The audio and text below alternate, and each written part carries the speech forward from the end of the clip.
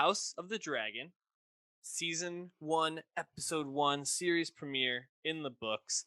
I, I'm wondering for you, we've talked about our Game of Thrones thoughts. You can go back and check out all of our breakdowns for that and our general thoughts on the show. Um, were you itching to get back to Westeros? Yes, I was. Game of Thrones is my number one show of the 2010s, despite the way it ended. And I'm just a huge fan of this incredibly rich and detailed world that George R. R. Martin has created. And being back sounds great. We've known about many of these spin offs in various stages of development for some time, doing the Dance of the Dragons, doing the Targaryen Civil War, is an amazingly smart choice for that first trip back to Westeros after Game of Thrones. It is, in one hand, a safe choice, a familiar choice, but also will give you, I think, everything people want from Game of Thrones storytelling. The palace intrigue, now with the budgets of the later seasons of Game of Thrones. It sounds great to me. So I was very excited for this, especially once I saw that first trailer, and I was like, "Yep, this looks exactly the way I want it to." You know, I'm just in the bag for this. I really can't wait to keep going. Yeah, I think the discourse around the ending of Game of Thrones on social media, especially, had kind of left me being like, yeah, I don't know if I need Game of Thrones back, but I definitely was incredibly intrigued. All the trailers looked fantastic. I think the idea of being with the dragons again, being in this world of political maneuvering, of action, violence in some very violent ways in this first episode was intriguing, and I was cautiously optimistic for this. I think I felt like no matter what we got in this first episode, I was gonna be like excited, but I think my expectations were blown away because I thought this premiere was really strong, and not only did it kind of rekindle those same Thrones feelings that I had, but it just made me so excited to be with these characters who we only got to be with for 60 minutes, and to be able to set up these characters to the level and depth that they did to kind of set up the brewing conflict at the center of all this, the way that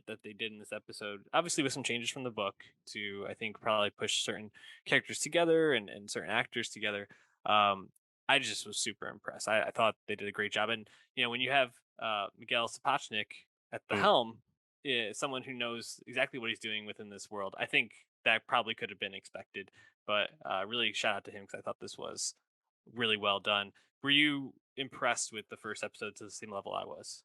Oh yeah, totally. And I think that's right. Having Ryan Condal and Miguel Sapochnik be your co-showrunners of this, you have people that really love this world and really care Mhm. about this. You know, Benioff And and understand Weiss it.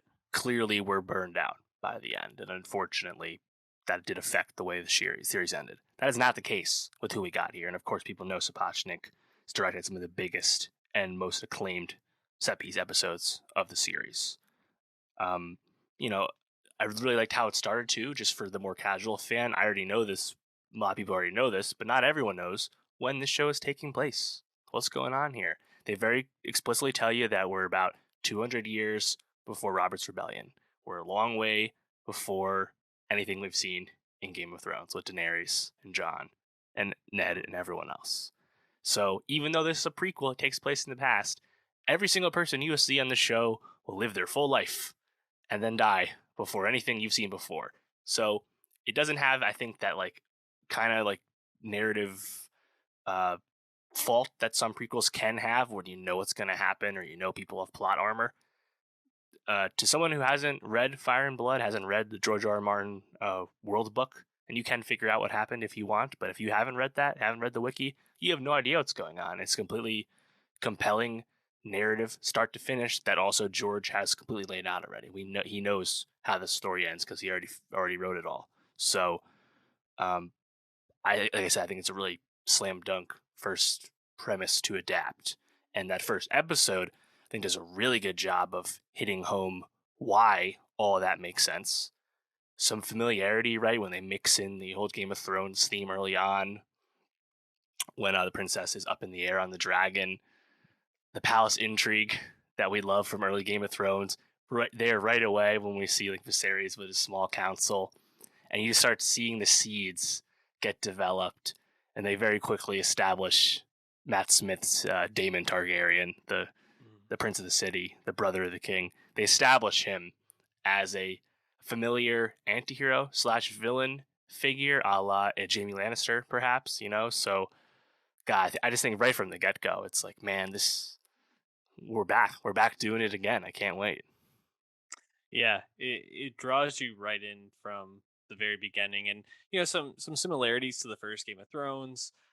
You have the political like discussions at the table, but also like setting up for this tournament, which is like obviously a Yes. great way to bring people together. And I thought the tournament was a lot of fun to watch the games actually happen, and a lot of the Mm. undercurrents there. It feels pretty safe to say that knight, what's his name, the Dornish one, is probably going to Yes. be the new internet boyfriend of the show moving forward. Right. The new adult Robin Aaron. Yeah, Sir Kristen Cole, played Yep. by Fabian Frankel, seems pretty Yes. primed to be that.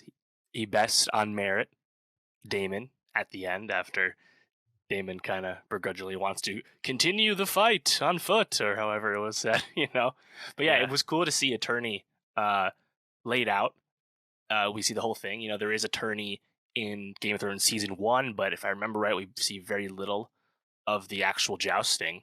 Hmm. And of course, there are many famous tourneys throughout Game of Thrones lore, such as the tourney in Harrenhal. So just to see Hmm. one, you know, um, and this is probably one of the more least significant ones, right, compared to some of the more famous ones in the lore. But regardless, just seeing it and seeing it, of course, HBO knows Sapochnik. They know how to do this. Sapochnik directed this episode. It's just really visceral stuff. And then unexpectedly, but perhaps not surprisingly, they make this amazing montage between the violence of the tourney as it's getting a bit hairy. Elbows coming out and skulls getting crushed in the tourney. Didn't know the rules were so loose there, Hmm. but they intersplice that with this very traumatic and violent birth scene from the Yeah, queen, which the takes her the life. the C-section, Yep. where King Viserys has to choose: does he save his wife's life or attempt to save the life of his newborn potential heir to the throne?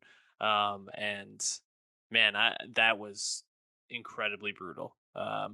Really well done, but the level of convincing that scene with the Yep. C-section was played to was like I actually couldn't watch. I had to like hold my like hand above my eyes every time they cut Right. back to it. I was like, okay, close Yeah, them, I was the fingers same open. way. It's like it's not that I am squeamish with blood on screen, but it's more like I just don't know if I want to see you take it all the way.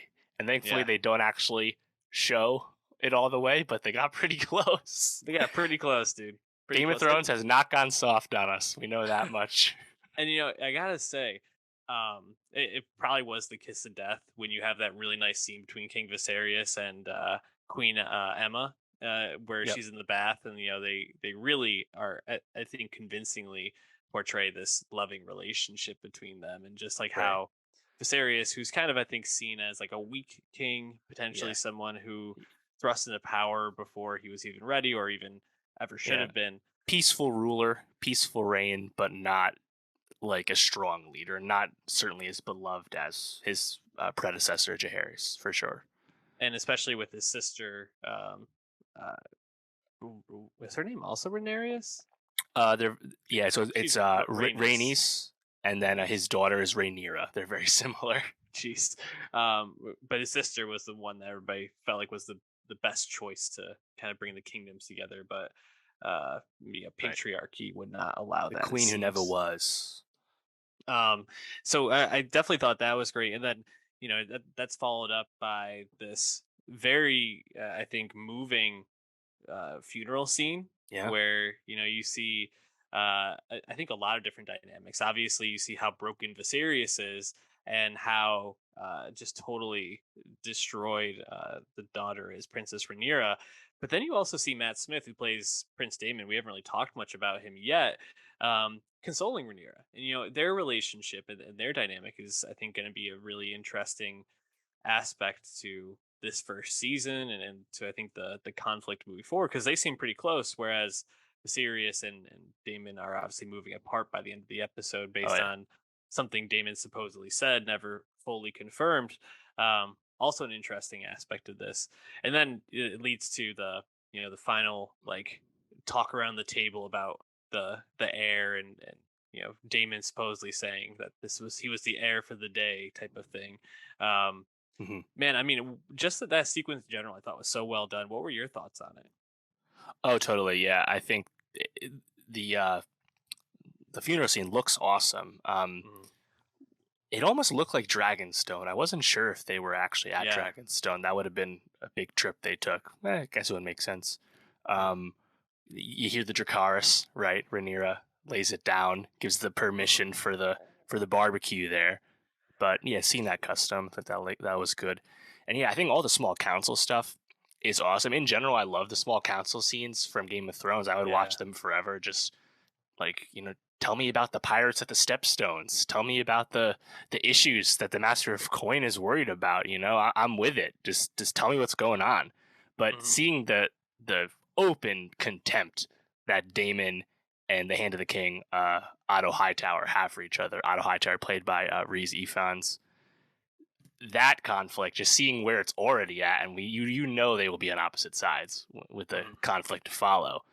Very very tantalizing, and then they do a good job of being like, you know what? No, Otto, he's not the clear good guy here either, because he attempts to whore out his fucking daughter to Yep. Viserys, right? His daughter Alicent, who's at court, supposed to really kind of remind you of a young Sansa, I suppose, if you Mhm. want to archetype it there.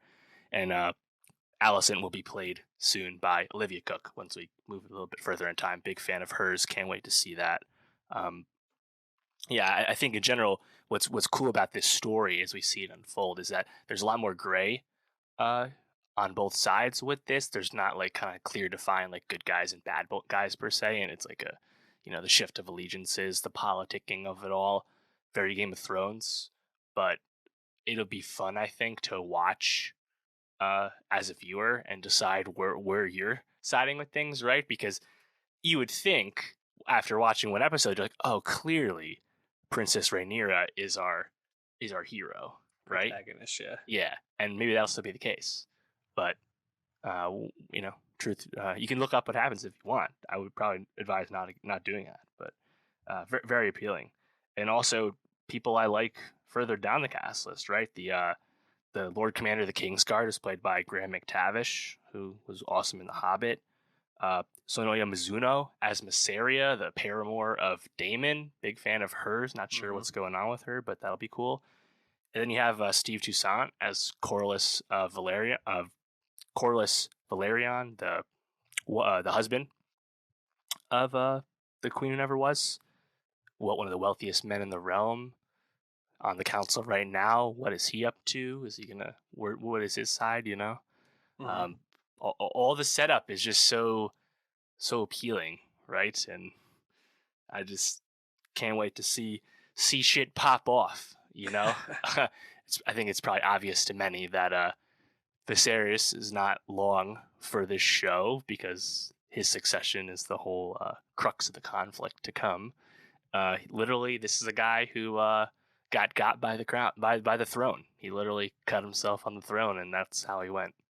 And they obviously foreshadow that heavily in the first episode, but kind of tough, right? It's like, yeah, peaceful king, more or less effective, but he's kind of soft, and he went out in a soft way.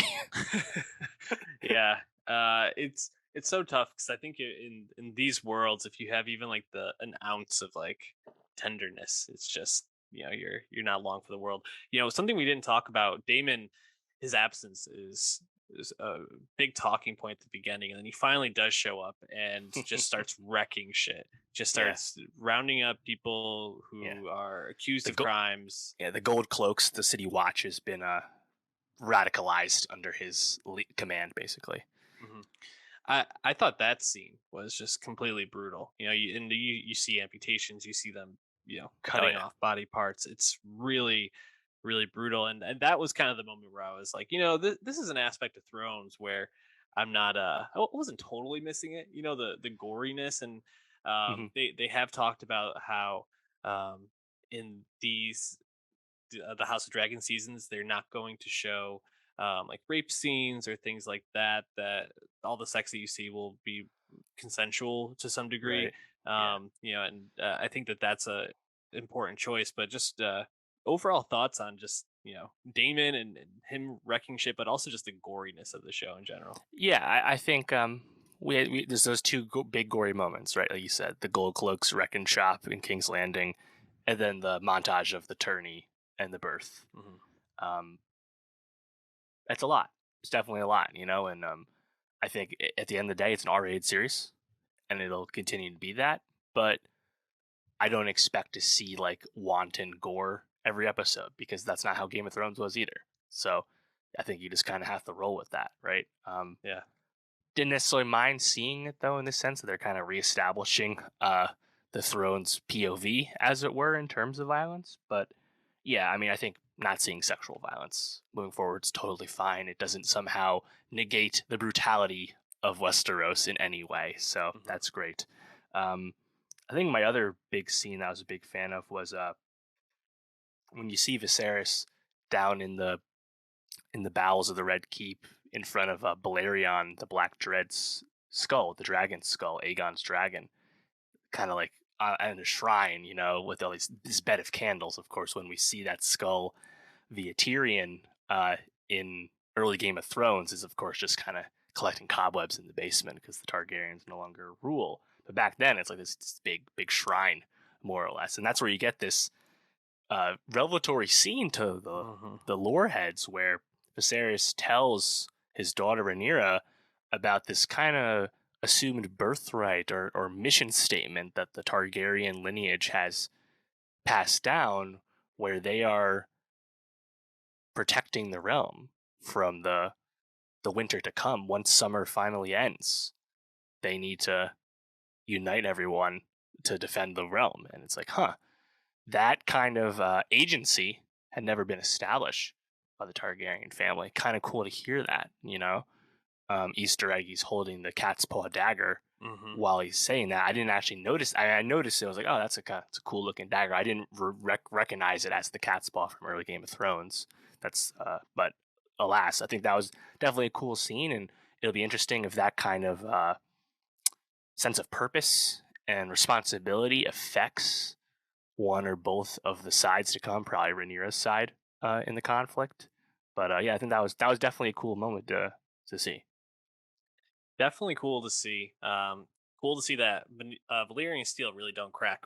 I mean, damn, the cat's paw lasted like over 200 years. That's At insane. least, yeah, That's crazy.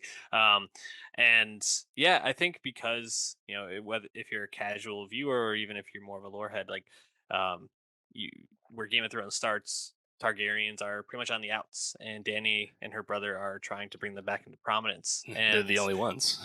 yes, and so to kind of hear where they were as a people and as a house, and to know that they're kind of setting this up as like, yeah, we're it, and like it's always kind of meant to be this way according to the visions of Aegon.